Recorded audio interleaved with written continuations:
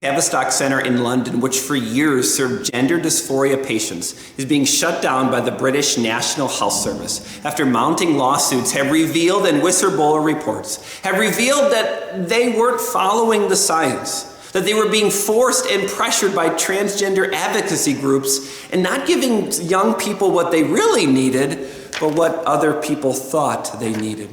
So writes Sue Evans, a nurse who served there for many years on Barry Weiss's Substack, that she just wanted the best for these patients, not being advocated by some group, but following the science and providing the best care.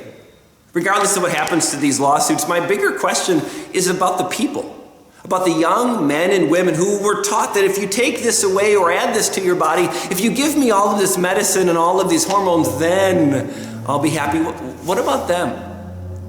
Where will they find comfort?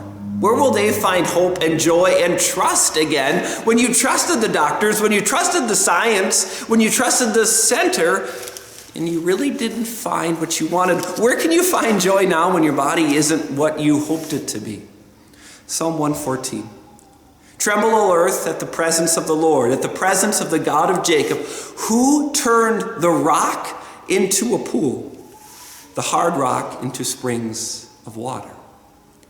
Tremble at God's power, who can do anything, who can take the most difficult, the hard rock of a situation and bring water and bring blessing and bring joy out of it. Humans will try their best. Humans will say, well, if I try this or I do that or I follow this, maybe it'll give. But we find more times often than not that we're not God. We can't provide the happiness and manufacture it that we thought we could. Tremble at God's power. Tremble at God's might, in our destitution, in our weakness, in the times we thought nothing was ever going to get better. Look what he can do for the rock. Look what he can do, making it into springs of water. God can bring and does bring joy out of our difficult and hard moments. That's the blessing of the Christian faith. He's made me, he's formed me, he's loved me as my own, as his own. And even if I'm not happy with the way I look, even if I don't like what I've become, he can still do and has done marvelous things. There is joy and peace in trusting his plan and his purpose, and seeing the ways that he brings springs of water out of the hardest times.